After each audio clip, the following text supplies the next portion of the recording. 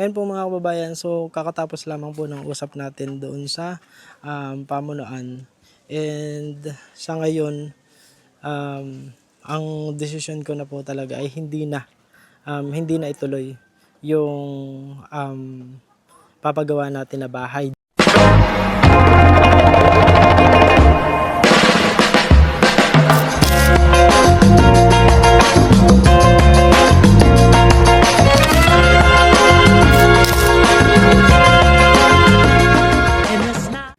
Ayan, so magandang araw po sa inyo lahat, mga kababayan.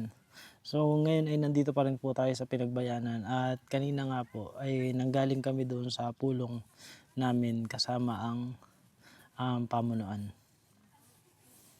Hindi po madali yung desisyon, pero sa tingin ko po kasi yun na siguro yung tamang desisyon na gawin sa ngayon.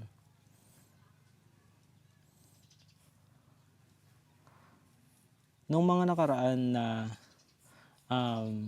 linggo po kasi, alam ko na siguro karamihan sa inyo nagtataka na rin, naiinip na rin dahil ako mismo naiinip na din po ako dun sa naging progress nung ating proyekto dito, yung tuluyan ng mga estudyante.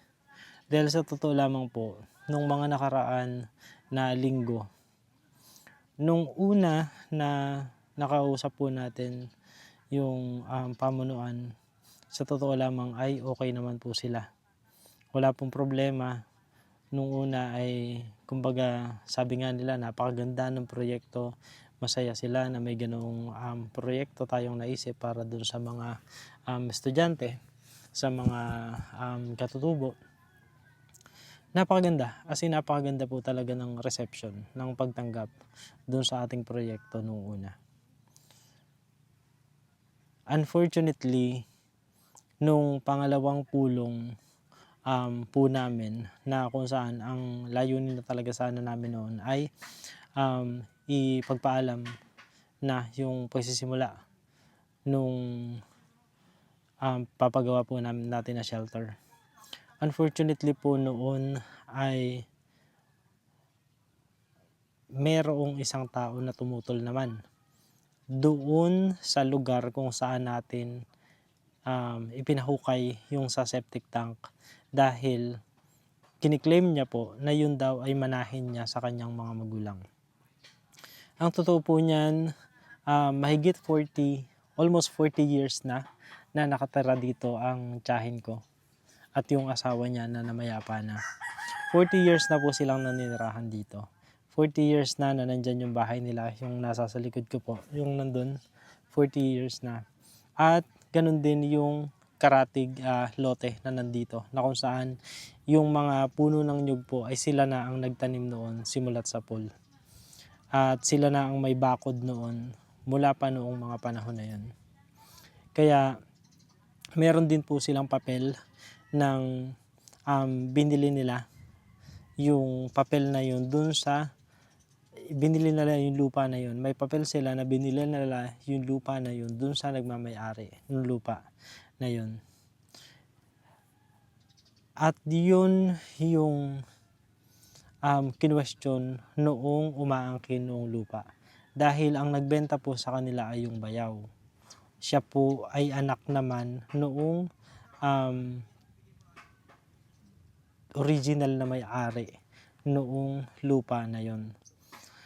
So, bagamat stressful nung panahon na yon, dahil nga kumbaga yung original plan natin ay doon na, at in fact naipahukay na natin yung septic tank, na nagastosan na natin yung pagpapahukay, pero kailangan natin ipahinto. So, gumawa po tayo ng paraan. Pumayag yung pinsan ko at yung tiyahin ko na dito na lang itayo, dito sa lupa nila mismo, yung project. Kaya pinadala na po natin yung materyales dahil akala natin lahat okay na.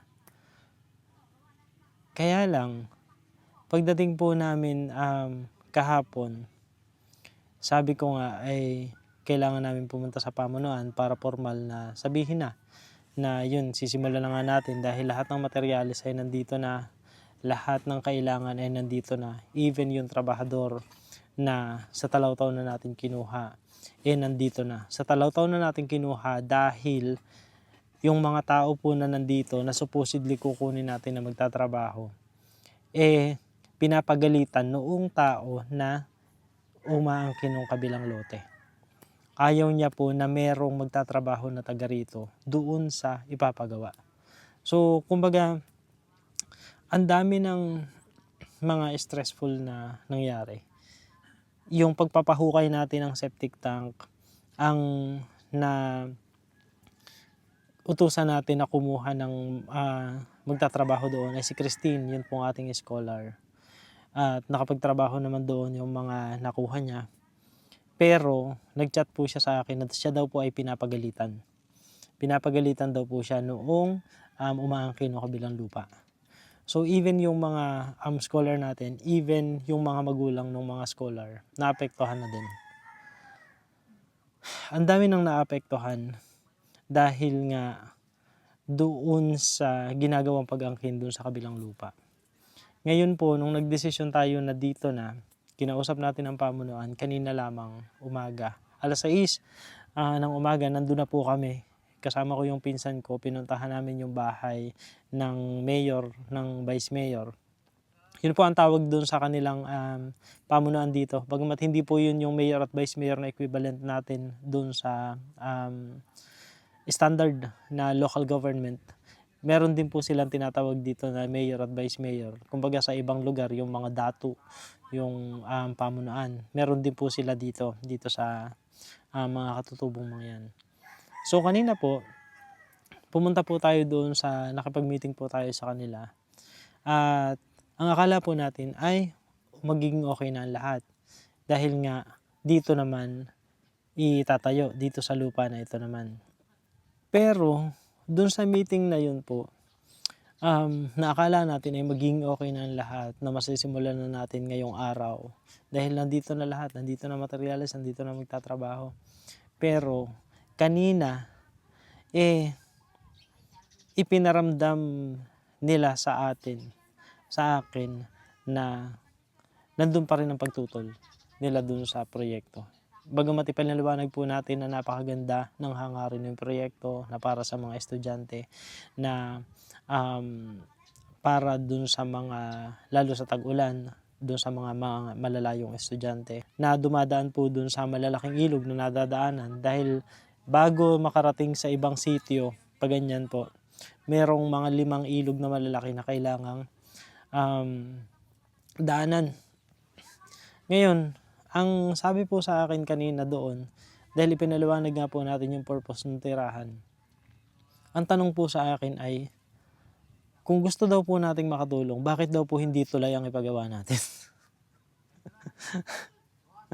So yun, sabi ko nga po, hindi naman po natin kayang magpagawa ng tulay. Saka isa pa, ang gobyerno po ang may dapat magpagawa ng ganong tulay. At saka sa 5 malalaking ilog po na dadaanan na yun, bilyon-bilyon naman po ang halaga nun. Hindi naman po natin kayang gawin yun.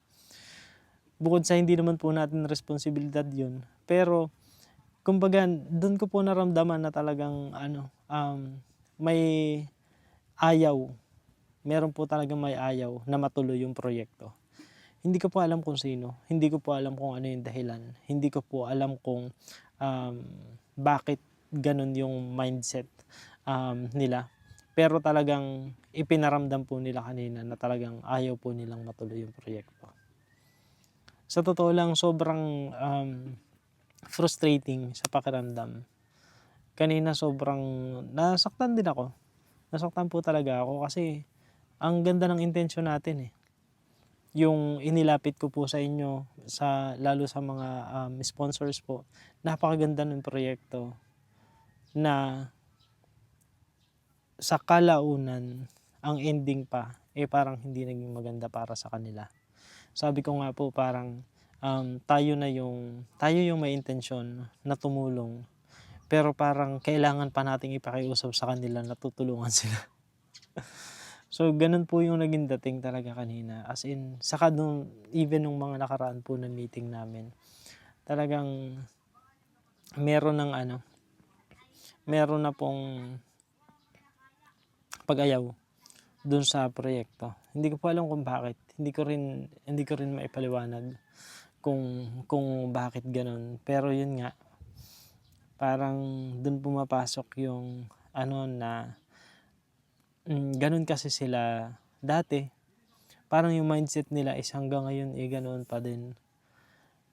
Kaya hindi ko po talaga alam kung anong nangyari, kung meron bang ibang factor, dahil wala naman po silang sinasabi na ibang factor kung bakit biglang nagbago yung ihip ng hangin.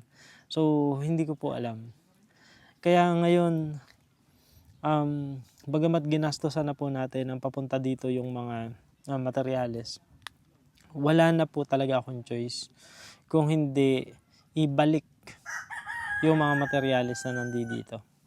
Ibabalik ko na po sa Talautaw. Kinakausap ko po yung bangka na siyang magbabalik ng mga materyales papunta ng Talautaw.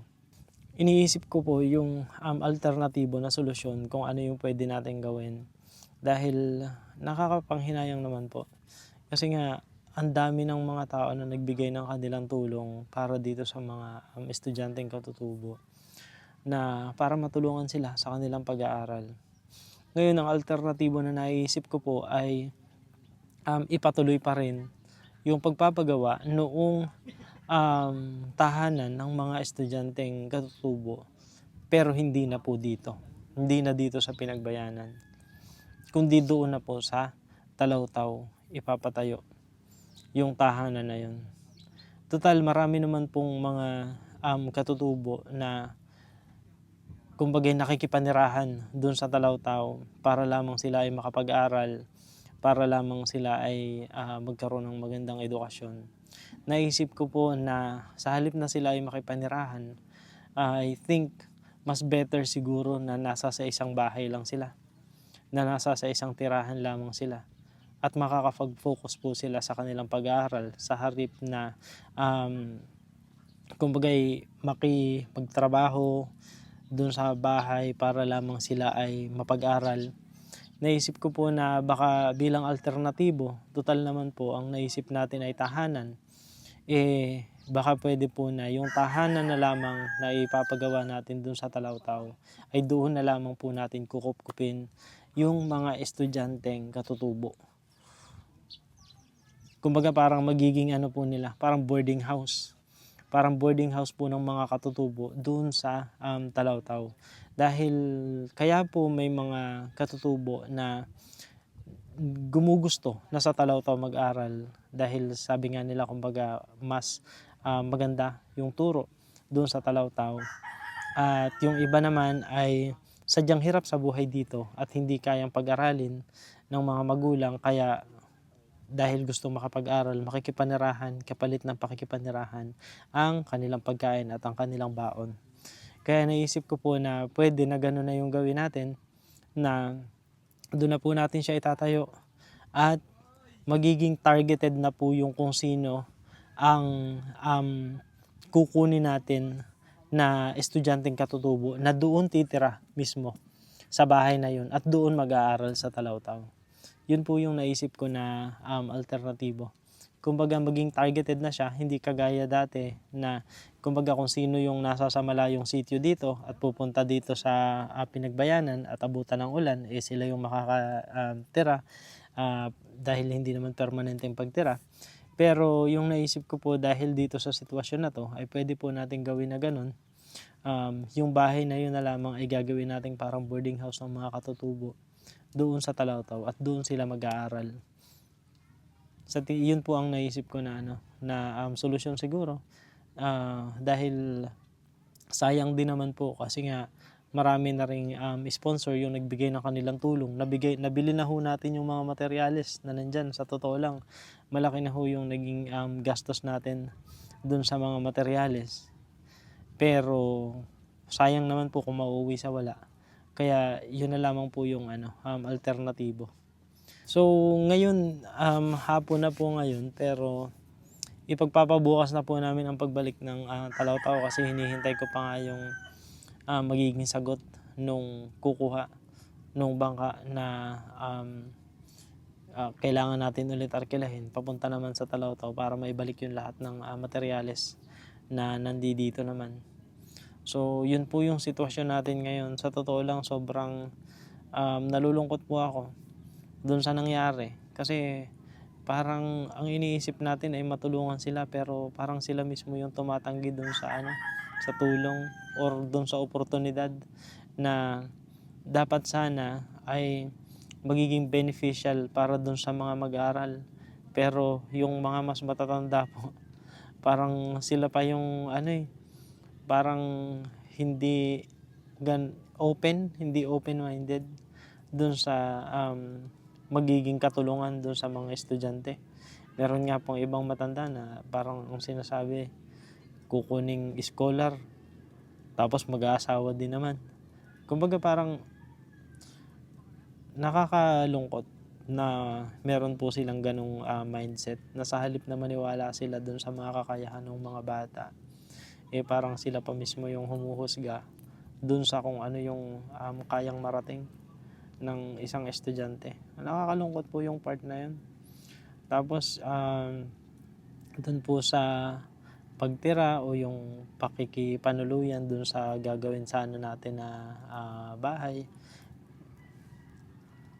parang hindi din masyadong welcome dun sa iba, na sila naman po ay kung tutuusin hindi naman sila talaga direktang apektado noon, dahil ang apektado po talaga noon ay yung mga taga roon sa kabilang sitio, yung mga estudyante po doon.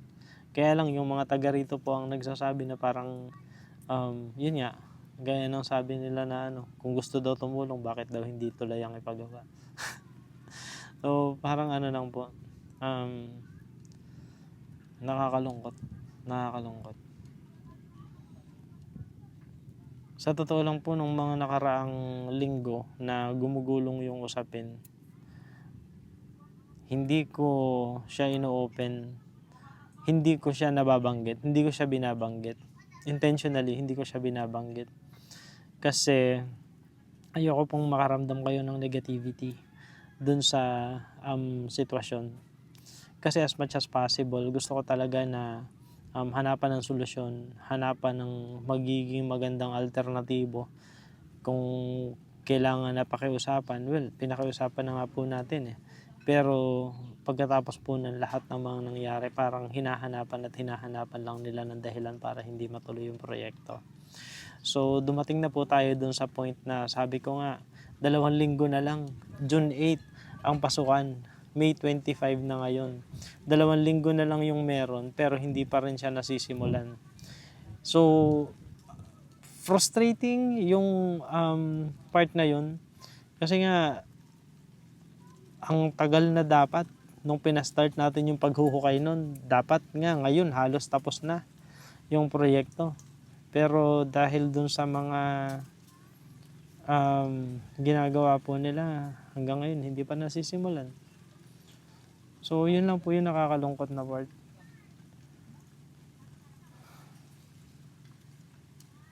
Pero ganun pa man, hindi po tayo susuko. Gagawa po tayo ng alternatibo na solusyon para makatulong pa rin po tayo dun sa mga estudyanteng katutubo. Ang naisip nga po natin na alternatibo ay dahil ayaw nila na dito magtayo at marami naman ng mga katutubo na nakikipanirahan dun sa Talawtaw, at para dun sila makapag-aral, iniisip ko po na gawin na lamang yun dun sa Talawtaw at gawin siyang parang boarding house na lang ng mga katutubo doon sa Talawtaw mismo, para nang sa ganun makapag-focus din sila doon sa kanilang pag-aaral.